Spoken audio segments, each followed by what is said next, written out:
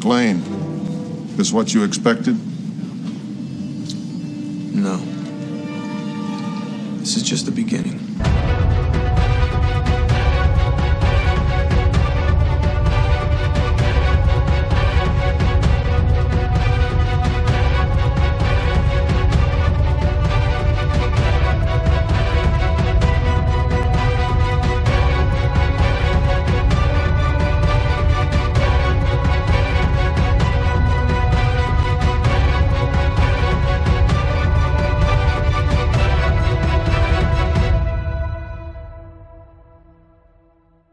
Hey, what's up everybody? Thanks for stopping by the channel. I hope you're all doing great out there. Now, I think it's safe to say the Die Hard franchise is one of the most well-known in the action genre. These 5 movies have spanned 4 decades. They've pulled in a collective $1.4 billion at the global box office. Bruce Willis has headlined each of these movies as John McClane, and in doing so, he has turned the character into one of the genre's most likable and recognizable icons. I'm going to share my thoughts on this franchise, and we're going to start in 1988 with Die Hard, so let's get into it.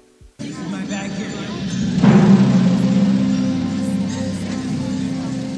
I don't think anybody expected the massive success of the first Die Hard. Director John McTiernan, who was just fresh off of Predator the year prior, took this project on. He let it be known that he did not want the role of John McClane to be that recycled super action hero like a Stallone or a Schwarzenegger. He wanted someone that could be the average guy, a man that could easily blend into the crowd on any given day, so the search for John McClane officially began. Names such as Nick Nolte, Richard Gere, Al Pacino, Tom Berenger, Charles Bronson, Mel Gibson, Harrison Ford, Don Johnson, and even Richard Dean Anderson. Yes, MacGyver could have been John McClane, but it didn't happen. In the end, it just came down to Bruce Willis being the right fit for the role, and the rest was cinematic history. Now, at the time, however, Bruce Willis was pretty much just known for his small screen comedic work on the series Moonlighting, yet he did have some mild clout with an Emmy win on his resume. But other than the comedy Blind Date with Kim Basinger, which is admittedly an 80s comedy that I still love to this day, and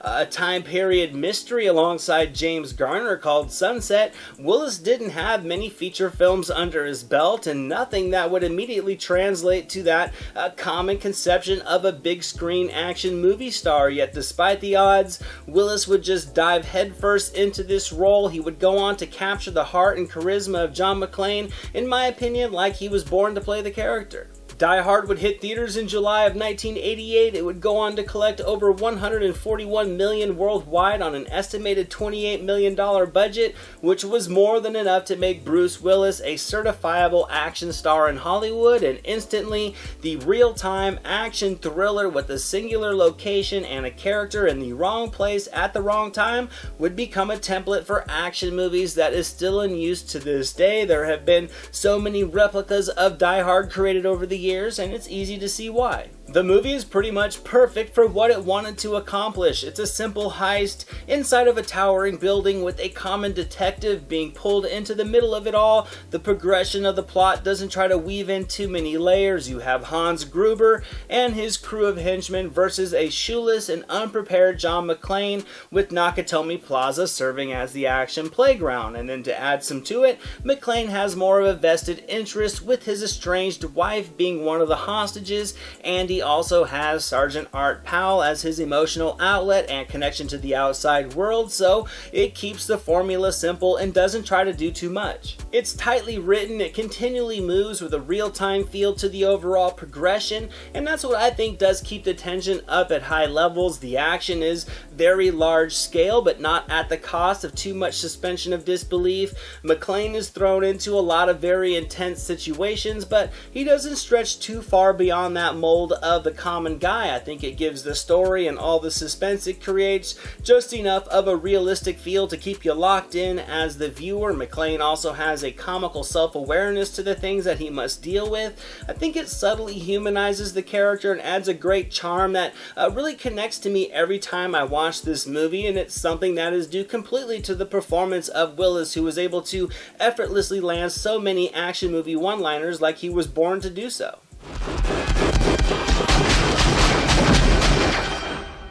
Thanks for the advice. Yet he has that added layer. He holds his own in what at the time was considered some gritty action sequences to keep the character grounded but still provide that needed range for an action movie lead. Bruce Willis as McClane wasn't superficial, he was very brave, but at the same time didn't hide his fear, and I think that's what makes the character one that anybody can really connect with. He rose to every hurdle that was thrown at him, but he wasn't perfect or larger than life. He was just a nice balance that really kept the character grounded. So when he's fighting with the massive Carl or shooting it out with a group of henchmen, his energy and rage really pours out onto the screen as much as you could ask for, which naturally just pulls you into the story as McClane tries to figure out what his next move is going to be almost at each scene. And when he's at his lowest, nearly defeated, broken down, and injured, you can feel the pain and the despair that he experiences in an authentic, heartfelt way, all because of the charisma put into this character by Bruce Willis.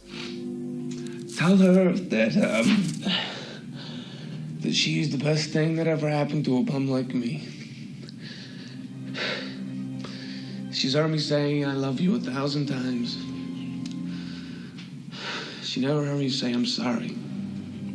I won't deny it, I love that line. I think it's easily the best piece of dialogue in the film. I think it tells you everything you need to know about this character in one sentence. Every time I watch this movie, that line gets to me because I'm a cheesy movie geek like that. But there is something else other than McClane that makes the first Die Hard a perfect action movie. They say a hero is only as good as their villain, and this one has the best in the franchise, with Hans Gruber played flawlessly by the late Alan Rickman.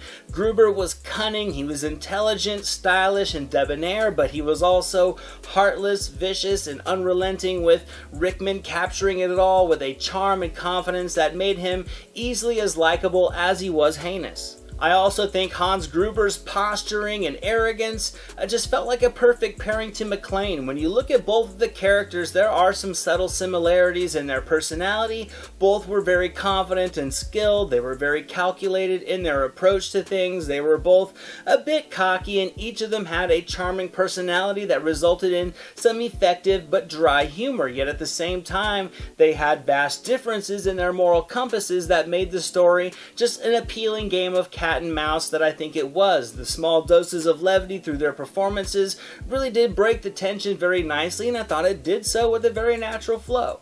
And that's why this movie's so good. The script shows effort in fleshing out the hero. You can easily invest in the journey with him, and with a variety to the action set pieces, it keeps it all feeling fresh from start to finish. There is no time wasted. It is not long at all before the Nakatomi Christmas party is disrupted, and from there it's just one obstacle after another for John McClane to get through. It has explosions, fight sequences, some fun gunplay, and with the abilities of computer effects being limited at the time, a reliance on the practical stunt work just makes each sequence hold up great after all these years. And that's why I love this movie. That's why I think Die Hard certainly earns 100% on the meter for being the complete package that it was. It has a fantastic musical score from the late Michael Kamen that builds tons of intensity to each moment. The scoring really does give the movie its own atmosphere. It also cements it in the 80s action genre. Kamen would compose the music for so many other great films, including the Lethal Weapon titles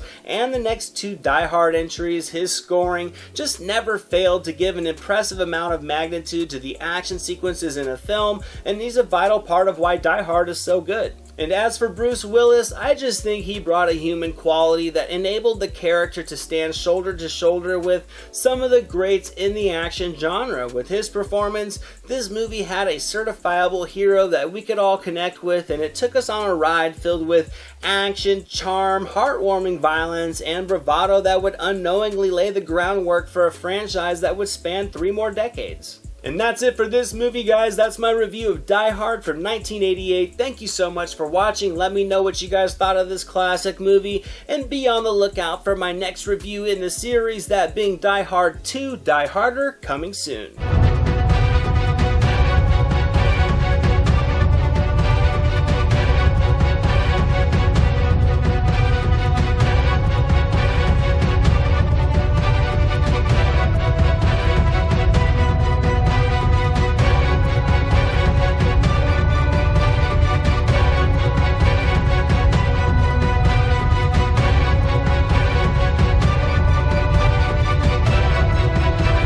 Thank you so much for watching this video, guys. I hope you enjoyed it. If you did, drop it a thumbs up, leave a comment below. I'd love to talk movies with you guys. Share it with your friends, and without question, hit that subscribe button and the notification bell so you can never miss a video. Here are some links to some recent reviews just in case you missed them. All my social media links and the link to our official website are down in the description below, and I'll catch you next time.